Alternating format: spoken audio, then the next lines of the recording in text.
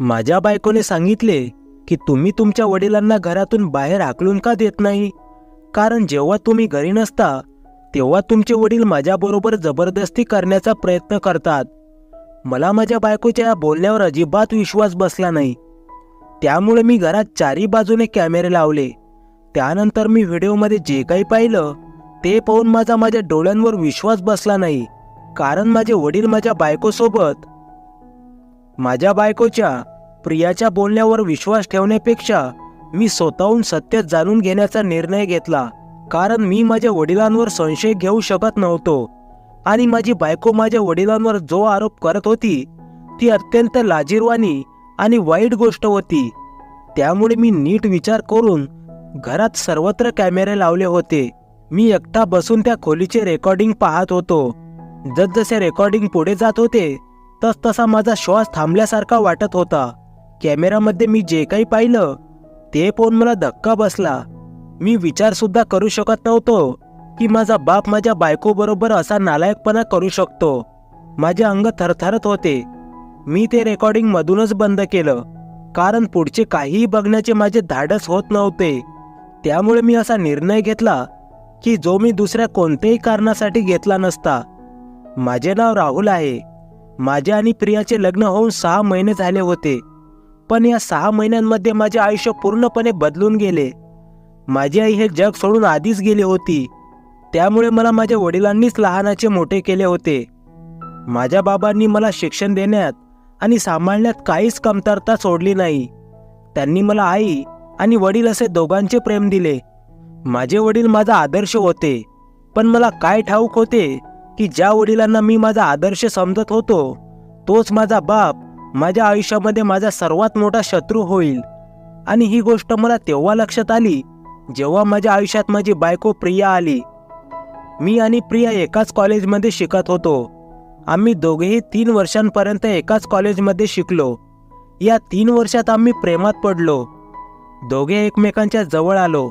शिक्षण झाल्यानंतर मी निर्णय घेतला की नोकरी मिळाली की लगेच प्रियाबरोबर लग्न करेन.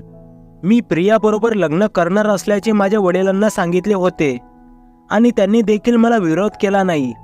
त्यामुळे मला खूप आनंद झाला, कारण माझ्या वडिलांनी आजपर्यंत आयुष्याच्या प्रत्येक वळणावर मला साथ दिली. त्यांनीच आपल्या मित्रांबरोबर बातचीत करून मला मल्टीनॅशनल कंपनीमध्ये नोकरीसुद्धा लावली होती.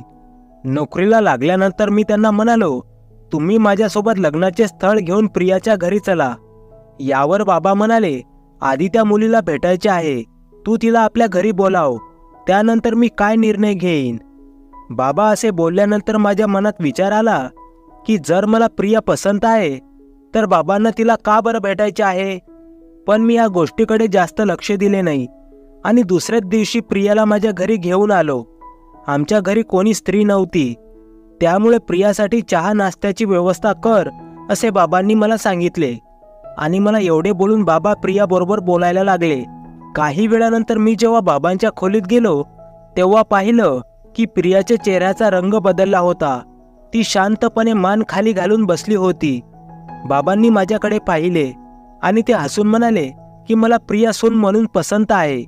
उद्याच आपण प्रियाच्या घरी जाऊन तिच्या आईबाबांकडे प्रियाचा हात मागू. बाबांचे बोलणे ऐकून मी खूप खुश होतो, पण प्रियाच्या नाराज झालेल्या चेहऱ्याकडे मी एवढे लक्ष दिले नाही. थोड्या वेळानंतर मी प्रियाला तिच्या घरी सोडण्यासाठी कारने निघालो. तेव्हा आम्ही एकमेकांशी गप्पा मारत होतो. काही वेळाने प्रिया बोलता बोलता मला म्हणाली की राहुल, एक विचारू का तुला राग तर येणार नाही ना. मी म्हणालो, अगं विचार ना. ती लगेच म्हणाली, लग्नानंतर तुझे वडील आपल्यासोबत राहणार आहेत का. तिचे हे बोलणे मला खूप विचित्र वाटले, म्हणून मी गाडी बाजूला घेऊन थांबवली. मी म्हणालो, तू असं कसं बोलू शकतेस. माझे बाबा माझ्यासोबत राहणार नाही तर कुठे राहणार. त्यांनी मला लहानाचे मोठे केलेले आहे. बाबांनी माझ्यासाठी त्यांचे संपूर्ण आयुष्य घालवले आहे. एवढेच काय, पण त्यांनी दुसरे लग्नही केले नाही, कारण लग्न करून सावत्र आई जर आली तर ती माझ्याबरोबर चांगली वागणार नाही म्हणून. मग आता मी माझ्या बाबांना का बरं एकटे सोडू. हे बघ प्रिया, यापुढे तू असं काहीही बोलणार नाही असे म्हणून मी गाडी चालू केली आणि तिला पुढे काहीही बोललो नाही. ती सुद्धा तिचे घर येईपर्यंत माझ्याशी काहीही बोलली नाही. तिने तिचे तोंड गाडीच्या खिडकीकडे वळवले होते. काही वेळानंतर गाडी जेव्हा तिच्या घरासमोर थांबली तेव्हा मी तिला विचारले, तुझ्या बाबांबरोबर काही खास बोलणे झाले आहे का? तिने नकारार्थी मान हलवली आणि गाडीतून उतरून तिच्या घरामध्ये गेली. दुसऱ्याच दिवशी बाबा प्रियाचा हात मागण्यासाठी तिच्या घरी पोहोचले. प्रियाच्या घरच्यांना देखील माझ्या आणि प्रियाच्या नात्याबद्दल माहीत होते, त्यामुळे त्यांचाही या लग्नाबद्दल काही विरोध नव्हता. काही दिवसातच माझे प्रियाबरोबर लग्न झाले. प्रिया नवरी बनून आमच्या घरी आली. ती घरी आल्यामुळे घर एकदम भरल्यासारखं वाटले. आजपर्यंत मी आणि बाबा आम्ही दोघेच त्या घरामध्ये राहत होतो, पण प्रिया घरी आली आणि आमचे घर गजबजल्यासारखे वाटले. माझे लग्न झाल्यामुळे बाबा सुद्धा खूप आनंदात होते. ते म्हणाले, पूर्वी घरात एकटेपणा जाणवायचा, पण आता एकटेपणा दूर झाला आणि आपल्या घरी लक्ष्मी आली, त्यामुळे घरात चैतन्य आले. बाबाही आता रिटायर झाले होते आणि मी ऑफिसला गेल्यानंतर बाबा घरामध्ये एकटेच असायचे. कधी कधी बाबांचे मित्र त्यांना भेटण्यासाठी घरी येत असत. ते सगळे मित्र मिळून कॅरम खेळायचे, चेस खेळायचे, पण मला काय माहिती होते की बाबा त्यांचा कोणता एकटेपणा दूर करण्याचे बोलत होते. लग्नानंतरचे सुरुवातीचे दिवस खूप आनंदामध्ये गेले, कारण मी लग्नासाठी काही दिवस कंपनीमधून सुट्टी घेतली होती. बाबांनी आम्हा दोघांच्या हनीमूनसाठी नैनितालचे तिकीट काढून दिले होते, पण माझी बाबांना सोडून जाण्याची इच्छा नव्हती, कारण त्यावेळी त्यांची तब्येत काहीशी ठीक नव्हती आणि प्रिया देखील बाबांची तब्येत ठीक नाही म्हटल्यावर ठीक आहे, आपण पुन्हा कधीतरी जाऊ अशी म्हणाली. 15 दिवसांच्या सुट्टीनंतर मी पुन्हा ऑफिसला जाऊ लागलो आणि प्रिया घर सांभाळू लागली. प्रियाने एक चांगली बायको म्हणून स्वतःला सिद्ध केले होते.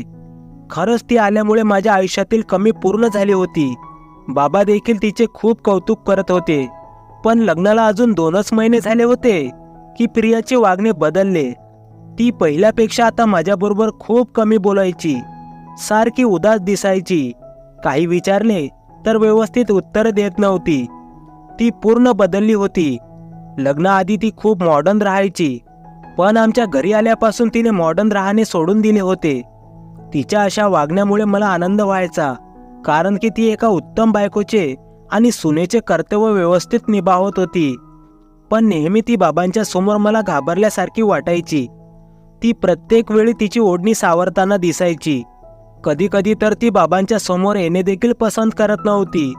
मला असे वाटू लागले की तिला काहीतरी प्रॉब्लेम असेल, पण तिने तिचा प्रॉब्लेम मला कधीही सांगितला नाही. माझ्या बाबांनी देखील प्रियाबद्दल काहीच सांगितले नव्हते. बाबा तर नेहमी तिचे कौतुकच करायचे, पण तरीही असे काहीतरी चुकीचे घडत होते जे मला दिसत नव्हते. जेव्हाही मी प्रियाला याबद्दल विचारायचो तेव्हा ती म्हणायची की प्रत्येक गोष्टीला उत्तर नसते. ती माझ्यापासून सुद्धा दूर दूर राहू लागली. तिचा चेहरा उदास दिसायचा. पण मी एक गोष्ट नोटीस केली होती की ज्या दिवशी बाबांचे मित्र त्यांना भेटण्यासाठी घरी यायचे तेव्हा तिचा चेहरा उतरलेला असायचा. तिचे असे वागणे पाहून मी खूप थकलो होतो.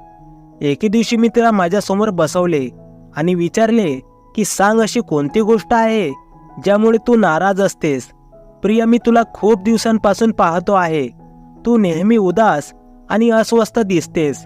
हे बघ, मी तुझा नवरा आहे. तू माझ्याशी तुझी प्रत्येक गोष्ट शेअर करू शकतेस. माझे बोलणे ऐकून प्रिया जोर जोरात रडायला लागली. मी याआधी प्रियाला असे रडताना पाहिले नव्हते. मी तिला म्हणालो की तुला काही प्रॉब्लेम असेल तर मला सांग, मी तो दूर करेन. तिने माझ्याकडे पाहिले आणि म्हणाली की तू माझ्यासाठी काहीही करू शकत नाहीस.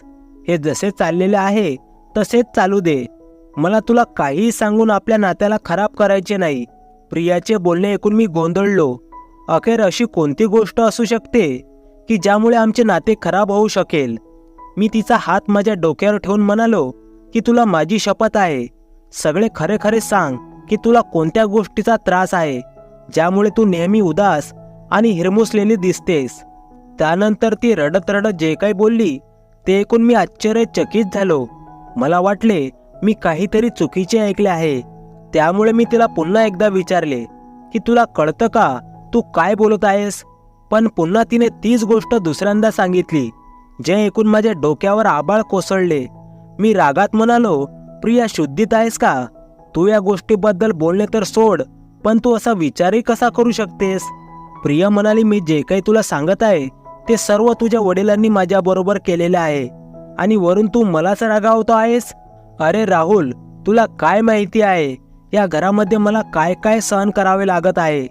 मी आतापर्यंत गप्प होते कारण मला चांगल्या प्रकारे ठाऊक होते की तू माझ्या बोलण्यावर अजिबात विश्वास ठेवणार नाहीस. पण तू मला तुझी शपथ घातलीस, त्यामुळे नाईलाजाने मला तुला सगळं काही सांगावं लागले. हे सर्व बोलत असताना प्रियाच्या डोळ्यातून अश्रू वाहत होते. तिचे बोलणे ऐकून मला धक्का बसला होता. माझ्या आयुष्यामध्ये खूप मोठे वादळ आले होते. माझा या गोष्टीवर विश्वास बसत नव्हता की प्रिया माझ्या वडिलांवर कधी असा आरोप करेल. ती बोलत होती की माझे वडील माझ्या गैरहजेरीत तिच्यासोबत जबरदस्ती करण्याचा प्रयत्न करतात आणि हेच नाही तर ते आपल्या मित्रांच्या समोर मला घाण घाण बोलतात. मी हळू आवाजात तिला म्हणालो की हे खरे नाही, असे होऊ शकत नाही की माझे वडील असे काही करतील. आईच्या मृत्यूनंतर त्यांनी दुसरे लग्न केले नाही. त्यांनी त्यांचे पूर्ण आयुष्य मला सांभाळण्यात घालवलं. मग तेच वडील माझ्या बायकोवर वाईट नजर कसे ठेवू शकतील? प्रियाही रडत म्हणाली, हाच तर मूळ मुद्दा आहे ना. तुमच्या वडिलांनी पूर्ण आयुष्य एकटेपणात घालवले आणि आता जेव्हा या घरामध्ये एक स्त्री आली तेव्हा ते त्यांना मोह आवरला नाही. त्यामुळे जेव्हा त्यांना संधी मिळते तेव्हा ते माझ्याबरोबर जबरदस्ती करण्याचा प्रयत्न करतात. मला आता हे असे आयुष्य जगायचे नाही कारण मी स्वतःला त्यांच्यापासून वाचवले आहे. पण यापुढे काय होईल मला माहिती नाही. प्रियाच्या बोलण्याने मी अर्धा मेला झालो. पण न पाहता या गोष्टीवर विश्वास ठेवून मी माझ्या म्हाताऱ्या वडिलांवर संशय सुद्धा घेऊ शकत नव्हतो. त्यामुळे मी स्वतः या गोष्टीचा छडा लावण्याचा निर्णय घेतला. पुढच्या 2 दिवसात मला घरामध्ये सगळीकडे छुपे कॅमेरे लावण्याची संधी मिळाली कारण बाबा त्यांच्या मित्रांकडे गेले होते आणि प्रिया तिच्या आईला भेटण्यासाठी माहेरी गेली होती. मी या संधीचा फायदा घेऊन घरामध्ये प्रत्येक ठिकाणी कॅमेरे लावून ठेवले. कॅमेरे लावत असताना मला हे अजिबात ठाऊक नव्हते की या कॅमेऱ्यामध्ये आता काय रेकॉर्ड होणार आहे आणि असे कोणते भयानक कृत्य मला पाहावे लागणार आहे. मी माझ्या बाबांवर कधीही संशय घेऊ शकणार नव्हतो कारण माझे बाबा माझ्यासाठी एक आदर्श व्यक्तिमत्व होते आणि त्यांनी माझ्यासाठी खूप काही गोष्टी कुर्बान केल्या होत्या. दुसऱ्या दिवशी जेव्हा मी रेकॉर्डिंग पाहिले तेव्हा माझ्या पायाखालची जमीन सरकली. मी मधूनच रेकॉर्डिंग बंद केली कारण पुढील रेकॉर्डिंग पाहण्याचे धाडस माझ्यात नव्हते. मी ऑफिसमध्ये असताना लॅपटॉपवर रेकॉर्डिंग पाहत होतो आणि हे सर्व पाहिल्यानंतर माझ्या ऑफिसचे काम करणे माझ्यासाठी मुश्किल होते. मी पटकन सर्व फाईल आवरल्या आणि सुट्टी घेऊन घरी आलो. गाडी चालवत असताना माझ्या डोक्यात तेच ते विचार येत राहिले. ती व्हिडिओतील दृश्य पाहून भयंकर वाईट वाटू लागले. आई गेल्यापासून माझे लग्न होईपर्यंतचे सर्व काही माझ्या डोळ्यासमोर यायला लागले. लहानपणी माझ्या पायात काटा जरी रुतला तर बाबांचा जीव वर खाली व्हायचा. मी आजारी असताना रात्रंदिवस ते माझी काळजी घ्यायचे. ज्यांनी माझ्या सर्व इच्छा पूर्ण केल्या आणि जे वडील माझ्या आनंदासाठी त्यांचा जीव देखील देतील असे म्हणायचे, आज तेच माझे बाबा माझ्या बायकोची इज्जत घेण्यासाठी प्रयत्न करत होते. हे सर्व न पचणारे होते. पण आज मी जे काही पाहिले त्यामध्ये बाबा त्यांच्या मित्रांसोबत बुद्धिबळ खेळत होते आणि बहुतेक त्यांनी प्रियाला आवाज देऊन बोलावले होते. रेकॉर्डिंगमध्ये आवाज ऐकायला आला नाही, पण मला वाटले की त्यांनी प्रियाला बोलावले आहे. खोलीमध्ये बोलून बाबांनी प्रियाला काहीतरी सांगितले. तेव्हा प्रियाने त्यांना उत्तर दिले तर बाबांनी तिला दुसऱ्या बाजूने पकडले आणि ओढत माझ्या खोलीपर्यंत घेऊन नेले. प्रिया पूर्णपणे बेडवर पडली होती. बाबांनी खोलीचा दरवाजा लॉक केला आणि जसे ते प्रियाच्याकडे गेले त्याच्या पुढचे दृश्य पाहण्याचे माझे धाडस झाले नाही. त्यामुळे मी रेकॉर्डिंग बंद केले कारण मला आता ठाऊक झाले होते की बाबा पाठीमागे माझ्याच बायकोसोबत कशा प्रकारे वागत आहेत. बाबांनी त्यांच्या मित्रांच्या समोर ज्या प्रकारे तिला पकडून खोलीत नेले होते ते पाहून मला खूप राग आला होता. मी गाडी वेगाने चालवली आणि घरी आलो. जेव्हा मी घरी पोहोचलो तेव्हा मी पाहिले की बाबा लॉनमध्ये फिरत आहेत. त्यांचे मित्र गेले होते.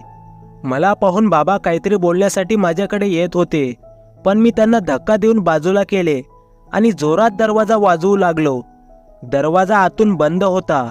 माझा आवाज ऐकून प्रियाने दरवाजा उघडला आणि ती माझ्या गळ्यात पडून जोरजोरात रडू लागली. मी रागाने माझ्या बापाकडे पाहू लागलो आणि म्हणालो, आता मी तुमच्यासोबत इथे राहू शकत नाही. तुमची हिंमतच कशी झाली माझ्या बायकोसोबत हे सर्व करण्याची? मला वाटले होते की ज्याप्रमाणे तुम्ही माझे वडील आहात त्याचप्रमाणे प्रियाचे सुद्धा बाप होऊन राहाल, पण तुम्ही तर तिला आपली शिकार बनवण्याचा प्रयत्न करत आहात. जर तुम्ही दुसऱ्यांच्या बायकोवर वाईट नजर ठेवून आहात तर मग तुम्ही दुसरे लग्न का करत नाहीत? माझे बोलणे ऐकून बाबा हक्काबक्का झाले आणि म्हणाले, हे सगळं तू काय बोलत आहेस बाळा? अरे माझेही जरा ऐकून घे, मी असे काहीही केले नाही. मी प्रियाला माझी मुलगी मानतो, पण तीच मला तिचा बाप मानण्यास तयार नाही. मी म्हणालो, जी मुलगी तुमच्यासाठी आपला हनीमून, आपली नोकरी, आपले करिअर सोडून दिवस रात्र तुमची सेवा करते, मग ती तुम्हाला तिचा बाप का मानणार नाही? आमच्या लग्नाआधी प्रियाला खूप चांगली नोकरी लागली होती, पण बाबा फक्त तुमच्यामुळे मी तिला नोकरी करू नकोस असे सांगितले, कारण मला वाटत होते की माझ्या बाबांनी आयुष्यभर माझ्यासाठी खूप त्रास सहन केला. आता त्यांचे आराम करण्याचे दिवस आहेत. बाबा तुम्हाला जेवण, नाश्ता, चहा पाणी वेळेवर मिळावे आणि सर्वात महत्त्वाचे की बाबा तुम्ही दिवसभर एकटेच असता. सून आली तर तिला तुम्ही मुलीप्रमाणे समजाल, तुमचा एकटेपणा दूर होईल. या विचाराने मी तिला नोकरी करू नको म्हटले आणि प्रियाने देखील माझे हे म्हणणे आनंदाने मान्य केले होते. पण बाबा या बदल्यात तुम्ही काय केले? आज तुम्ही माझ्याच बायकोवर मला बोलतानाही लाज वाटते. तुम्हाला हे सर्व करताना लाज कशी वाटली नाही? बाबा आता एकच करा, तुम्ही हे घर सोडून दुसरीकडे कुठेतरी राहायला जा किंवा आम्हाला तरी या घरातून कुठेतरी जाऊ द्या. बाबांनी काही न बोलता आपले सामान बांधले आणि घर सोडून जाण्यास निघाले. जाताना त्यांच्या डोळ्यांमध्ये अश्रू होते. त्यांनी भरलेल्या डोळ्यांनी माझ्याकडे पाहिले आणि आशीर्वाद दिला की बाळा नेहमी सुखात राहा, असे बोलून ते घरातून बाहेर निघून गेले. बाबा घर सोडून चालले होते, पण मला माझ्या काळजावर घाव होत असल्यासारखे वाटायला लागले, कारण मी त्यांच्यावर खूप प्रेम करत होतो. पण जे काही झाले होते त्यामुळे आता आमचे एका छताखाली एकत्र राहणे शक्य नव्हते. बाबा गेल्यानंतर घरामध्ये एकदम शांतता पसरली. माझ्या डोळ्यातील पाणी थांबायचे नाव घेत नव्हते. मला अशा प्रकारे रडताना पाहून प्रियाने माझ्या केसांवरून हात फिरवत म्हणाली, तू नाराज होऊ नकोस, मी आयुष्यभर तुझ्या सोबत राहील, तुला कधीही एकटेपणा जाणवू देणार नाही. पण आता मी प्रियाला हे कसे सांगू की माझ्या आयुष्यात माझ्या वडिलांची कमी कोणीही पूर्ण करू शकणार नाही. बाबा तर निघून गेले होते, पण त्यांच्याशिवाय जगणे कठीण वाटत होते. मी नेहमी त्यांच्याबद्दलच विचार करत असायचो. मला माहीत नव्हते की ते कुठे गेले, कुठे थांबले. कधी कधी माझ्या मनात असा विचार यायचा की जर ते असे वागले नसते तर ते आज माझ्यासोबत असते आणि आमच्या आयुष्यामध्ये फक्त आनंद असता. काहीही झाले असले तरी मी बाबांना विसरू शकत नव्हतो. बाबांना जाऊन बरेच दिवस झाले आणि काही दिवसांनी समजले की प्रिया प्रेग्नेंट आहे. पण 2 महिन्यानंतर तिचे अचानक मिसकॅरेज झाले आणि मला या गोष्टीचे देखील खूप दुःख झाले. मी बाप बनण्याचा आनंद अजून प्रियापुढे व्यक्त करणार होतो की अचानक देवाने हा आनंद माझ्याकडून हिरावून घेतला. माझ्या डोळ्यातून अश्रू वाहत होते. प्रिया देखील खूप दुःखी झाली होती, पण आम्ही आमचे नशीब म्हणून ही गोष्ट विसरण्याचे ठरवले. काही दिवसानंतर प्रिया पुन्हा एकदा प्रेग्नेंट राहिली. पुन्हा 3 महिन्यानंतर तिचे मिसकॅरेज झाले. यावेळी मात्र ती स्वतःला सांभाळू शकली नाही आणि मलाही हे दुःख पचवता येण्यासारखे नव्हते, कारण हे दुसऱ्यांदा घडले होते. प्रियाची तब्येत आता खूप जास्त खराब होऊ लागली. ती सारखी चिंतेत राहायची. तिला पाहून असे वाटत होते की तिला आतल्या आत कोणती तरी गोष्ट खात आहे.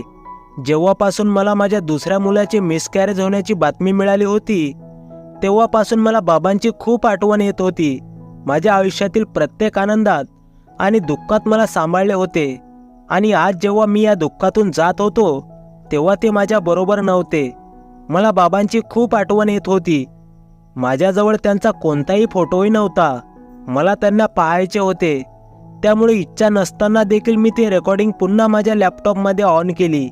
ज्या दिवशी मी ते रेकॉर्डिंग मधूनच बघणे थांबवले होते तिथून पुढच्या रेकॉर्डिंगमध्ये माझ्या बाबांनी खोलीचा दरवाजा लॉक केला आणि माझ्या बायकोला ते गुडघ्यावर बसून हात जोडून काहीतरी बोलत होते, जे मला ऐकायला येत नव्हते.